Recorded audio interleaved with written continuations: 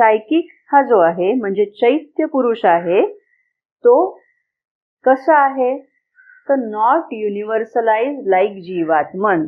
जीवात्मा हा जरी इंडिव्हिज्युअलाइज्ड असला, व्यक्तिविशिष्ट असला, तरी तो विश्वाशी विश्वात्म्याशी जोडलेला असतो आणि त्यामुळे युनिव्हर्सलाइज्ड असतो.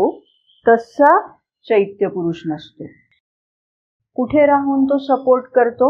मगाशी आपण पाहिलं बघा, ही जी सगळी प्रकृती आहे म्हणजे आपली शरीरांतर्गत सगळी जी प्रकृती आहे त्या प्रकृतीच्या वर राहून जीवात्मा या प्रकृतीस आधार पुरवत असतो.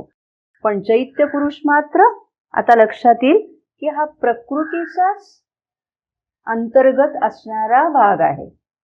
शरीरांतर्गत आपलं ह्या चैत्य पुरुषाचं अस्तित्व आहे म्हणजे तो तिथे राहून या प्रकृतीला सगळा आधार पुरवत असतो. कोणाला आधार पुरवत असतो तर द मेंटल, व्हायटल, फिजिकल आणि सायकिक इव्होल्युशन, आपली जी आंतरात्मिक उत्क्रांती होते, आंतरात्मिक विकास जो होत असतो त्याला या चैत्य पुरुषाचा आधार असतो.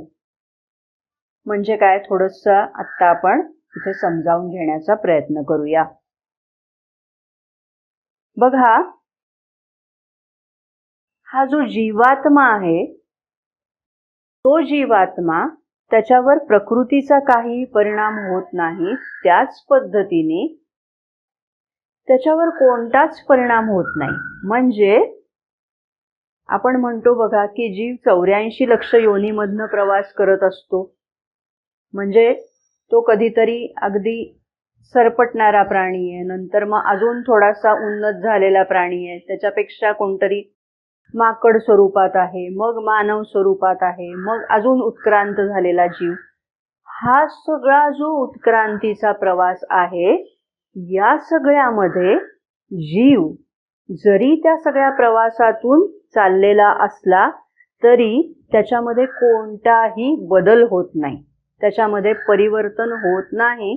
तो परमात्म्यापासून जेव्हा जीवात्मा ह्या रूपात निर्माण झाला तेव्हा त्याचं जे अस्तित्व असतं तेच स्थल काल यांच्या अतीत जाऊन किंवा कुठलीही जीवदशा त्या जीवाची असेल तरी तो मात्र तसा स्थिर असतो, त्यामध्ये कोणताही बदल घडत नाही.